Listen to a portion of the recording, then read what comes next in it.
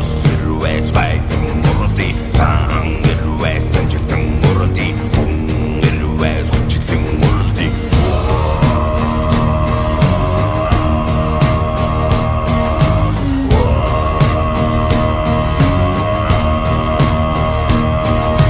한턱쥐래 먹어 먹어본 한가득 버둥 대구는 두는. Welcome to the AP World History Modern Podcast. We're going to combine two topics on this one. They're both short. Topic 5.4, Industrialization Spreads, and topic 5.5, Technology in the Industrial Age. The essential question for the first one is, how did different types and locations of production develop and change over time? You should see a pattern here, right? Change over time, right? That's a theme. Remember, AP World History Modern, the new format's thematic. Okay, topic 4.5, Technology in the Industrial Age. The essential question, how did technology shape economic production? Very straightforward question. If you're paying attention, these should be easy to answer. At the end of the podcast, you should write this down and try to answer that question. All right. So, topic 5.4, Industrialization Spreads. Okay, the Industrial Revolution, it begins in Great Britain. You may be, there's always some confusion. You guys had U.S. history. In U.S. history, they usually just call it the Industrial Revolution, but technically when you're learning about it in U.S. history, that's the Second Industrial Revolution. But they usually don't bother mentioning that because you're just studying U.S. history. So keep in mind that the Industrial Revolution began in Great Britain, because what happens is a lot of students in world history, they kind of think it began in the United States. It starts in Great Britain, but it's going to spread elsewhere. Cotton becomes an increasingly valuable commodity in the world economy. And industrial countries like Britain, they had higher productivity. They were able to replace Indian and Middle Eastern goods. After Britain industrialized, Belgium, and then France and Germany, they follow. Eventually, Russia and Japan become industrialized. The United States, Japan, and Russia also transformed as industrialization spreads. And again, we are the perfect example of that. Detroit, Michigan. Even as we sit here, now, at the time of this podcast, it's 2020. A lot of us, the reason we're even in this classroom, the reason we even live in Detroit, this is why. This is what's going to make Detroit attractive and our families come here, is industrialization. Okay, so let's talk about France. France had a sparsely populated urban centers. They had a very limited amount. And they had all these wars that they were in. When, like they say in war, whether you're a country, whether you whatever, local mafia, whatever, nobody makes money during war, right? You're busy fighting. You can miss out on things. And countries that make money together rarely go to war with each other. But war has taken up the attention in the capital of France, at least the elite. So these factors delayed the Industrial Revolution in France. They were kind of, preoccupied. Germany, now politically they're fragmented in all these smaller states. You have like the Germanic Empire, which delayed its industrialization. However, once Germany unified in 1871, it quickly becomes a leading producer of steel and coal. And to this day, Germany's known for having some of the best engineers and some of the best engineering schools and facilities in the world. Everything's very precise.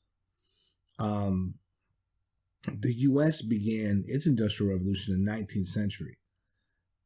You can almost, and like the Amsco book says, by 1900, the U.S. was a leading industrial force in the world. A big factor with the U.S. that we had was human capital. We had a lot of people that could do this stuff. Political upheaval, widespread poverty brought a large number of immigrants to the U.S. And this provided them with this huge, diversified labor force into its factories. So kind of the political issues in Europe brought a lot of people here. And if you look at our area, like, Southwest Detroit, Delray, when I was your age, Delray was predominantly Hungarian immigrants. Used to get some great goulash in Delray. But when I was growing up in Southwest, man, Polish, Lebanese, Italian, Maltese. I mean, so many different European, Albania, I can go on and on. So many European and Slavic countries. Southwest was really something as far as all the different cultures we had here. And this is why. Okay, let's talk about Russia. Russia also begins to industrialize, and they're focusing particularly on railroads and exports. By 1900, Russia had more than 36,000 miles of railroad connecting its commercial and industrial areas. The Trans-Siberian Railroad, as it became known, stretched from Moscow to the Pacific Ocean, allowing Russia to trade easily with countries in East Asia, such as China and Japan. Remember me telling you this last year? We talked about how when Russia, it may have been during the Soviet era, when it was at its height, Russia was 1/6 of planet Earth. So that all the square miles Russia takes up is really coming in handy with trade. Okay, so Russia, they became the 4th largest producer of steel in the world. But the economy remained overwhelmingly agricultural until after the communists seized power in 1917. This is kind of what we could say is contextualization, right? Stuff you learned last year. Remember we talked about Stalin's 5-year plan, his big push to take the Soviet Union from an agricultural society to industrial? That's what the AMSCO text is referring to, right? I'm sure we're going to revisit that as we move on in our AMSCO text. So let's move over to Japan. The first country in Asia to industrialize was the one that had the least contact with Europe since the 17th century. All right, that's Japan. It's kind of ironic. What they did was, it was kind of interesting, their incentive for this. I mean, everybody likes money. Everybody wants to make money. But Japan really, they really had, they were really kind of, xenophobia kind of was always present with their policies. They did not want their culture, from their perspective, corrupted or perverted by Western ways. If you remember a few topics ago, remember they made Catholicism illegal and they kicked out anybody that was trying to convert people to Christianity or Catholicism. They really wanted to keep their culture in bed. They didn't want a lot of contact with the outside world. But so their incentive was called defensive modernization.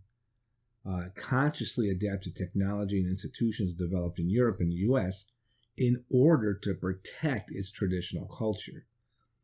By learning from the West, they built up their own military. They had their own economic strength, so they could maintain their own traditions. In the last 4 decades of the 19th century, Japan emerges as a leading world power. So they kind of want to be able to take care of themselves, not have to rely on anybody else, right? You get left too far behind. You don't always take over countries with, tanks and planes and guns and armies, right? Sometimes economically you can kind of take over a country. All right. So there's shifts in manufacturing. While Middle Eastern and Asian countries continue to produce manufactured goods, these regions' share in global manufacturing declined. Shipbuilding initially saw a resurgence in India at the end of the 17th century. It was largely due to the political alliances formed between India and Western countries. However, Indian shipbuilding ultimately is going to suffer because the British mismanage a lot of the resources and they don't have very good leadership during this period when British colonization, late 17th and 18th centuries, the Royal Navy is going to take complete control of the Indian Ocean, and the Indian Navy is going to be disbanded by 1863.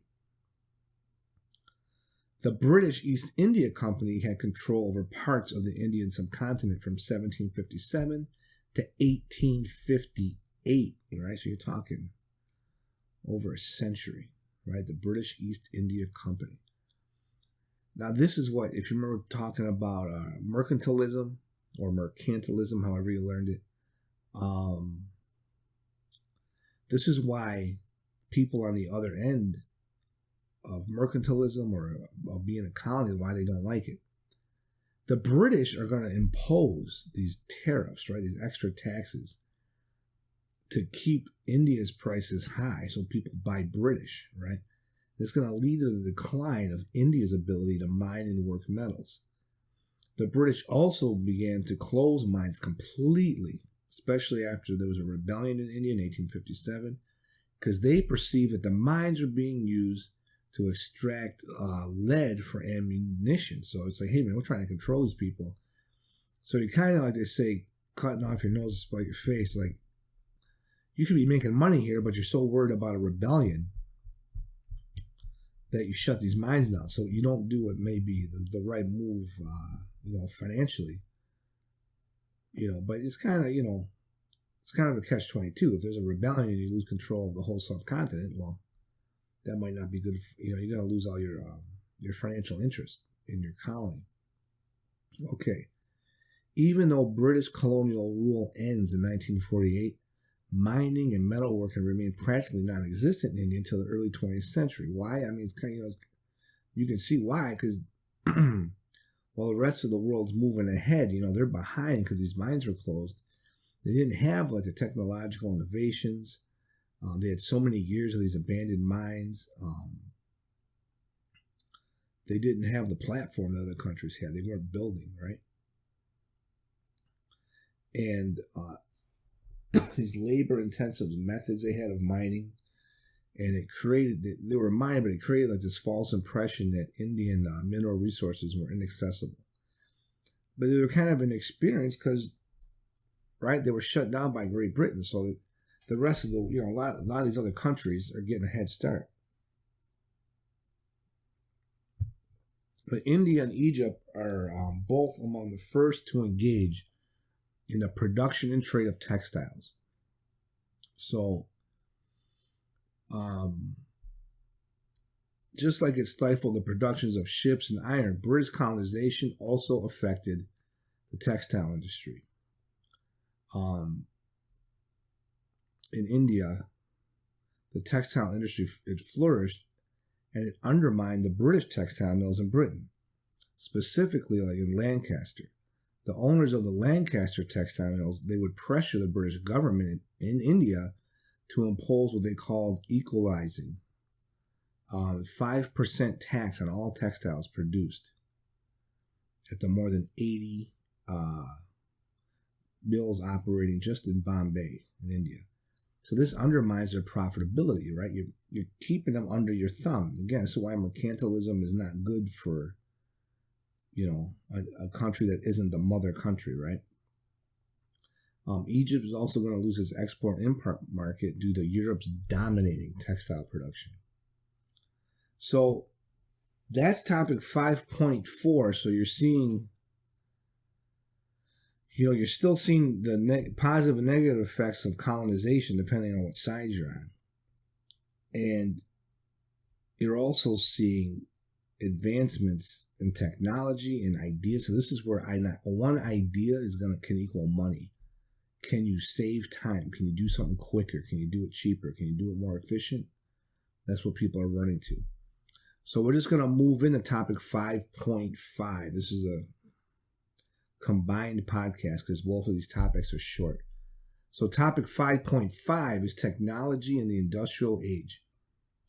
And again, our central question, how did technology shape economic production? Very straightforward question here. As the Industrial Revolution spread, it becomes increasingly important economically. So now that you're in. Like, you're all in now. And there is money to be made, but again, you're going to see a lot of the money staying at the top, which I'm sure the EBSCO text is going to get to. The next technological wave is known as the second industrial revolution. This is what I was talking about, I referred to at the beginning of this podcast. It's going to come in the late 19th and early 20th centuries. And it involves chemicals, steel, precision machinery, electronics. Electrification lit the streets, and the telephone and radio made worldwide instant communication. That's going to make this a reality. Now, we may take that for granted today. You got your interwebs, you got your smartphones, but this is just something that is absolutely an incredible technological advancement. And the more people can communicate with each other, the more money they can make. Think of the Silk Road, right? So this is like an extension of the Silk Road at this time. It's going to have a lot of the same positive effects. You could compare and contrast that. You could compare and contrast this to the internet. I don't know the exact date. I don't remember. The first time I ever logged on to the internet, I think the search engine was called Netscape. And I think somebody showed me how to send an email. When the internet first came, I want to say the early 90s. At least that's when I remember it. You know, this opens up all new markets. Look how many millionaires and billionaires we have now.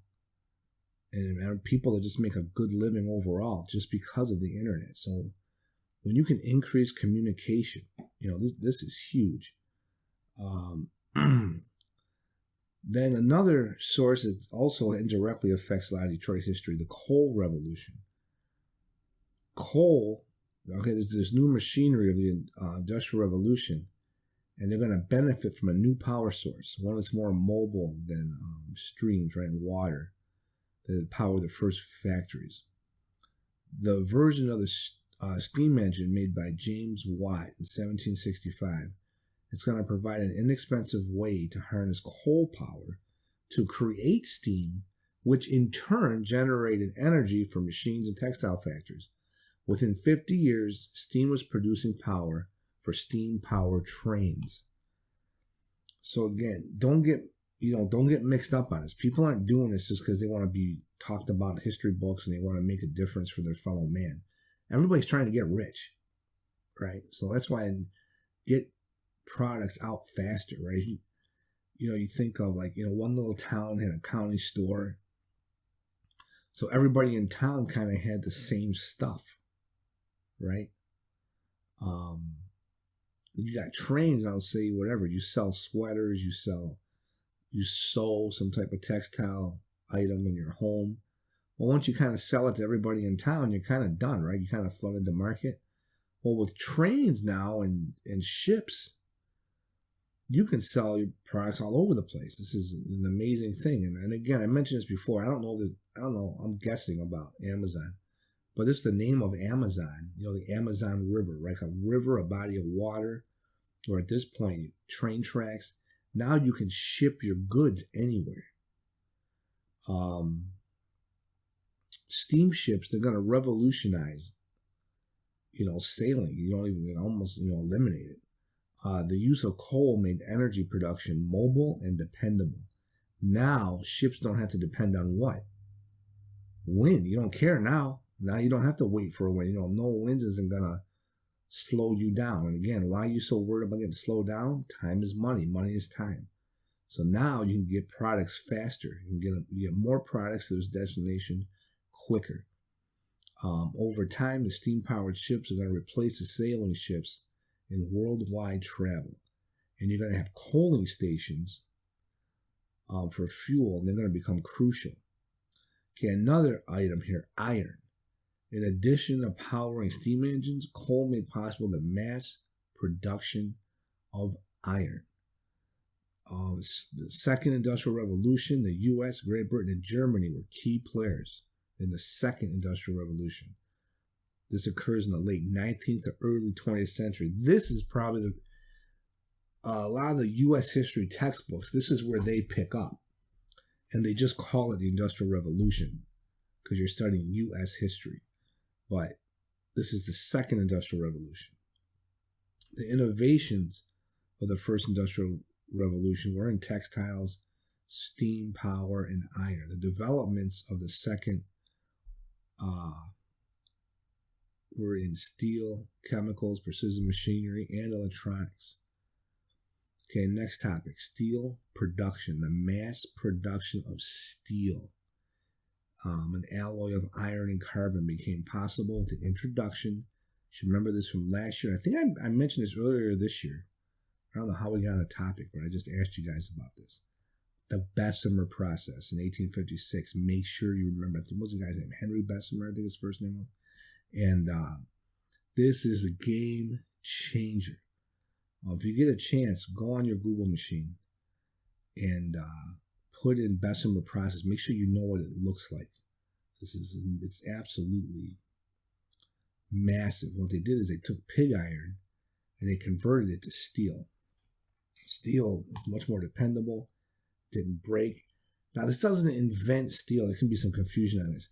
It made steel cheaper and easier to produce, right? It's like I was saying earlier. If you can find a better way and a cheaper way to do things, steel was incredibly expensive because it took so long to make. What the Bessemer process does, I think it's like some of the oxidation.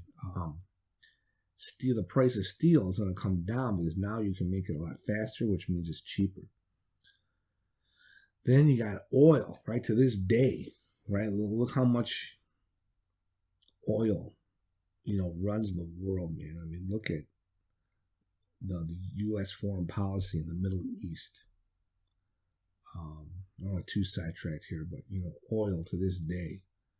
I read one article in the New York Times on how we are addicted to oil, and there's nothing we can do about it really. So the first oil wells are drilled. This is a new energy source. At the time, petroleum, which is a fossil fuel, they're going to start making kerosene. It was the most important product from oil at this time was kerosene. It was used for lighting and heaters. So again, you don't have homes that are, have light bulbs and such. It's kind of dangerous too. A lot of houses burnt down because kerosene, it burns really hot. It's great for your heater, but if you're using like a kerosene lamp, that thing fell. You could just burn your entire house down. But oil, this is going to lead to another huge technological and engineering feat, which is the internal combustion engine, which we still use today, right? You talk about the addiction to oil, the internal combustion engine from a technological standpoint. I mean, I think it was a physics professor explaining to us, this is probably 1989, somewhere in there, how in 1989, he said, we really don't even need internal combustion engines anymore. But our addiction and billions of dollars of interest in the oil industry, we're going to keep using oil and we're going to keep using the combustible engine. So again, this is big money. And the money isn't just for the inventor. The people that invent this stuff or engineer this stuff end up making a lot of money for the most part. But you're creating your own customers too. Now, instead of being a poor farmer, you can work in a factory. You can work on these things, produce these things, or work at an oil drilling. You're going to make more money for your family. Okay, next, electricity, right? Now, these are all big. Think of your life without these things, right? These are all just groundbreaking accomplishments and from an engineering standpoint and a creative standpoint with inventions. But electricity, the harnessing of electrical power, now it's got to wait for development of an effective electrical generator. In 1882 in London, the first public power station began production, 1882. Then that's going to lead to communications. Alexander Graham Bell, I know you've heard of him. He has a patent for the telephone. Graham Bell's phone wasn't that great, but Edison's going to really improve on it. And he's going to make the telephone more practical. So those are two quick topics, but they're very important. I mean, just think about what happens off of these discoveries and these engineering feats. I mean, oil, steel. To this day, the combustible engine. What would Detroit be without the combustible engine? So these are still just crucial components to our lives, whether we like it or not. And so much money tied into this for most people involved. And you're seeing this shift from an agricultural society in the farms, in the rural areas, and you're seeing people becoming condensed in cities and factories, right? Urban areas. All right. That's topic 5.4 and topic 5.5. I'll see you next time.